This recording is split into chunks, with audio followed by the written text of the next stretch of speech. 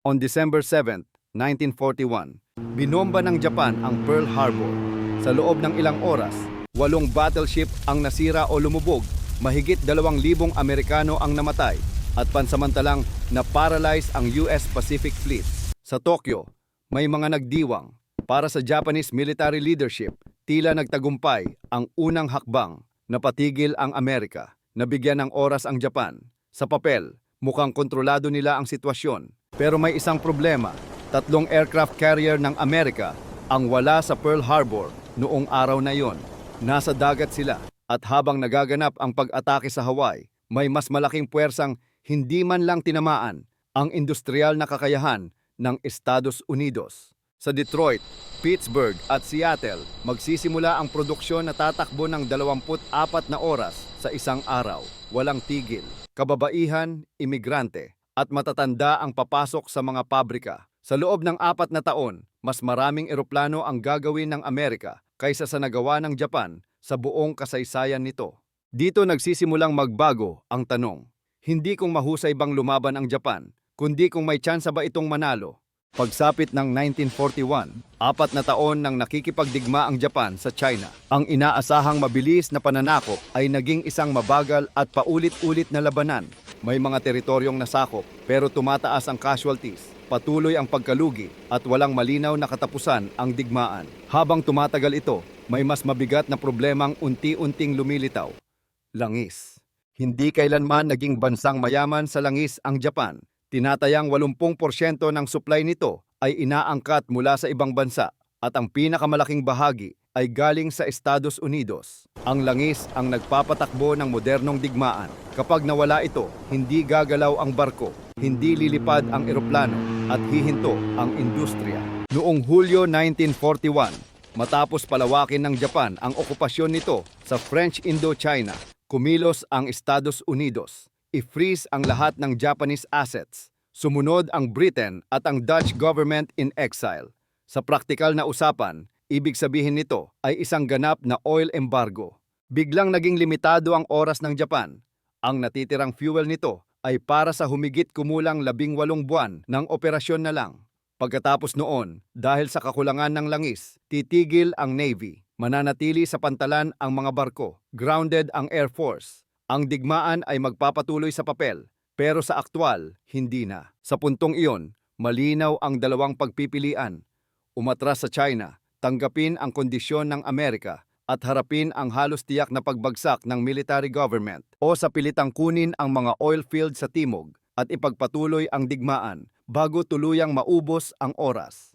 Ang sagot ay nasa Dutch East Indies, ang kasalukuyang Indonesia na may malalaking reserba ng langis.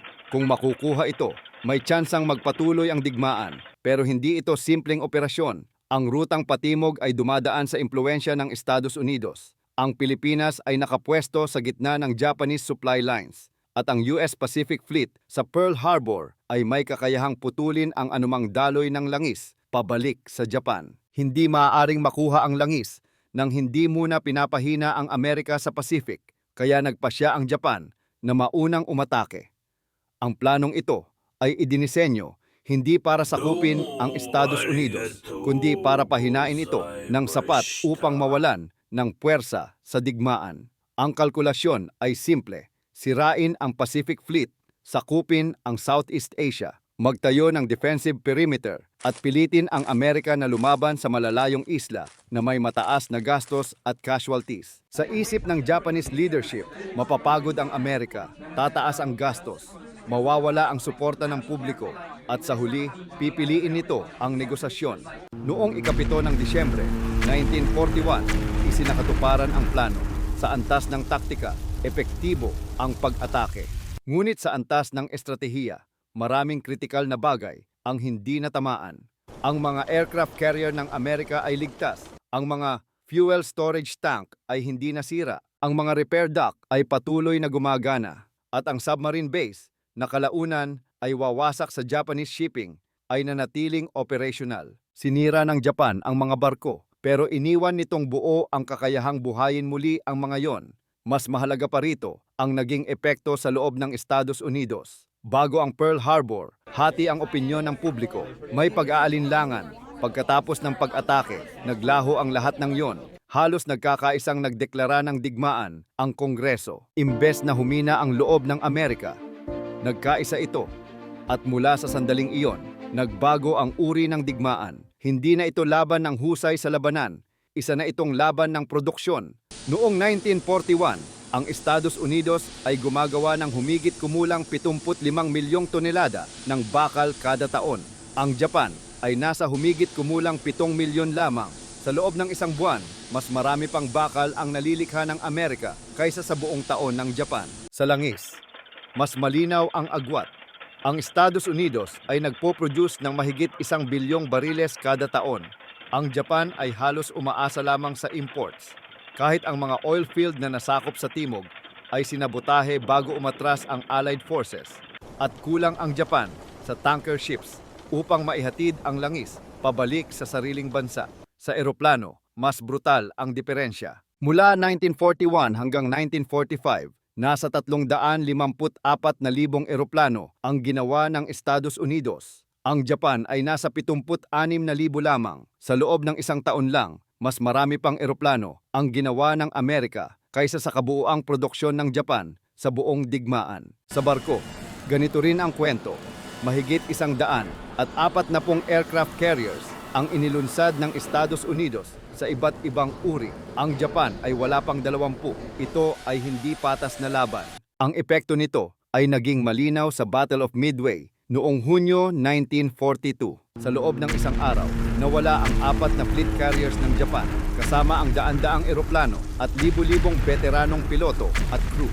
Hindi lang barko ang nawala, kundi ang core ng Japanese Naval Aviation. Maaaring magtayo ng carrier sa loob ng isang taon, pero hindi ganoon kabilis mag-train ng carrier pilot. Habang tumatagal ang digmaan, lalong lumalala ang problemang ito. Ang training hours ng mga bagong Japanese pilots ay bumagsak ng husto. Samantala, ang Amerika ay nagpapalawak ng training, nagpapahusay ng teknolohiya, at mas mabilis ang produksyon kaysa sa bilis ng pagkawasak na kayang idulot ng Japan. Noong 1944, sa Battle of the Philippine Sea, naging malinaw ang resulta.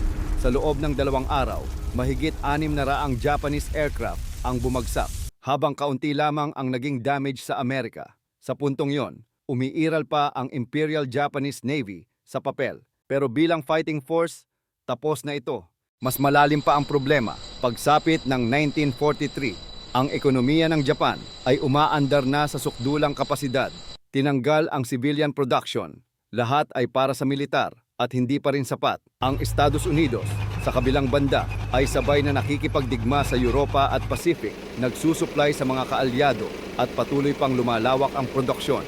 Pagsapit ng 1945, mahigit kalahati ng industrial na produksyon ng buong mundo ay nagmumula sa Amerika. Ito ang tunay na nagpanalo sa digmaan. Hindi taktika sa labanan, kundi production capacity. Ang strategy ng Japan ay nakasalalay sa paniniwalang mapapagod ang Amerika. Ngunit mali ang pagbasa nito sa politika at lipunan ng Estados Unidos.